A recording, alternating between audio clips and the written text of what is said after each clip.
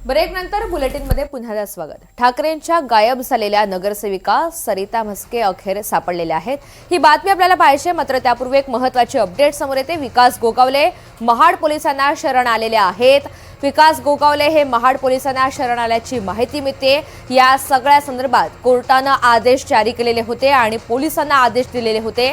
आज त्यांना सकाळी 11 वाजता म्हणजे अगदी थोड्याच वेळात कोर्टामध्ये हजर करायचं आहे। त्या सगळ्या संदर्भात पोलिसांनी हे आदेश देण्यात आलेले होते आणि त्यानंतर आता विकास गोगावले हे महाड पोलिसांना शरण आलेले आहेत।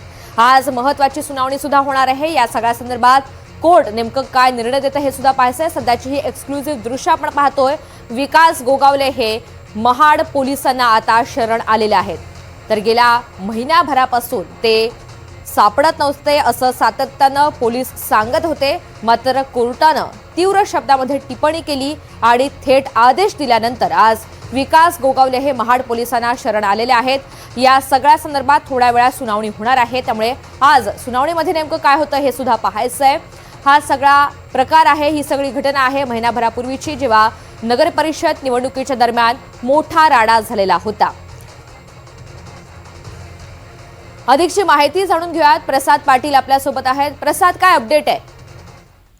ऋतुजा, आता आपण महाड पोलीस ठाणे जे आहे तिथे बाहेर उभे आहोत आणि थोड्या वेळापूर्वी विकास गोगावले यांना इथून एका पोलीस व्हॅनमध्ये बसवून कुठेतरी नेण्यात आलेलं आहे। बहुतेक मेडिकलसाठी त्यांना या ठिकाणून हलवण्यात आलेलं आहे।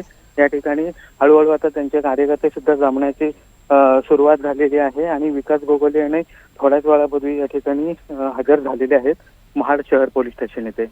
आज सुनावणी सुद्धा होणार आहे प्रसाद, त्या संदर्भातली काय अपडेट आहे? किती वाजता ही सुनावणी सुरू होईल?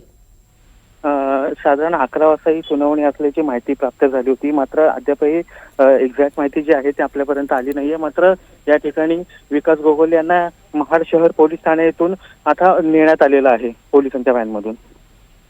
अगदी धन्यवाद सविस्तर माहितीसाठी। तर नगर परिषद निवडणुकीच्या वेळी झालेला जो राडा होता, त्यानंतर मंत्री भरत गोगावले यांचे सुपुत्र विकास गोगावले यांच्यावर मारहाणीचा गुन्हा दाखल करण्यात आला, मात्र तरी सुद्धा 1 महिना लोटल्यानंतर त्यांना अटक झालेली नव्हती। त्याचमुळे या सगळ्याची दखल कोर्टाने घेतली आणि थेट आदेश दिले। आता अखेर विकास गोगावले हे पोलिसांना शरण आलेले आहेत। महाड पोलिसांना ते शरण आलेले आहेत।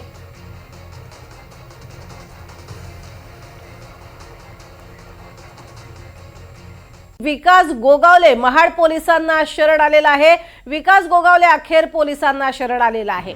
यापूर्वी घडलेलं महाडमधलं प्रकरण तब्बल महिन्याभरापासून विकास गोगावले हा पोलिसांना सापडत नाही अशा स्वरूपामध्ये पोलिसांनी आपली तक्रार दाखल केलेली होती, मात्र कोर्टाने या संदर्भात ताशेरे ओढले आणि अखेर न्यायालयानं यावरती मंत्री महोदयांचं नाव घेत सवाल उपस्थित केला की मंत्री महोदय यांना सुद्धा आपल्या मुलाचा नेमका पत्ता कुठे आहे हे माहिती नाही का, आणि इतकी मोठी घटना घडल्यानंतर ते मंत्रीपदी विराजमान कसे, असा देखील सवाल हा कोर्टाने उपस्थित केला होता। आणि त्यानंतर अखेर विकास गोगावले पोलिसांना शरण आले। आज 11 वाजता म्हणजे अगदी काहीच मिनिटात या संपूर्ण प्रकरणाची सुनावणी सुरू होईल। अधिक माहिती घेऊयात, प्रसाद पाटील आमचे प्रतिनिधी आपल्या सोबत आहेत। प्रसाद, थोड्याच वेळात सुनावणीला सुरुवात होईल असं कळतंय, काय अधिक माहिती? 2 तारखेला झालेल्या नगरपालिकेच्या निवडणुकीसंदर्भात या ठिकाणी मोठी हाणामारी ही महाड नगर परिषदेच्या एका बूथवरती झाली होती आणि त्याच्यानंतर दोन्ही गटांमध्ये परस्पर विरोधी गुन्हे जे आहेत ते दाखल करण्यात आले होते। त्यानंतर दोन्ही गटांकडून या ठिकाणी अटकपूर्व जामिनासाठी अर्ज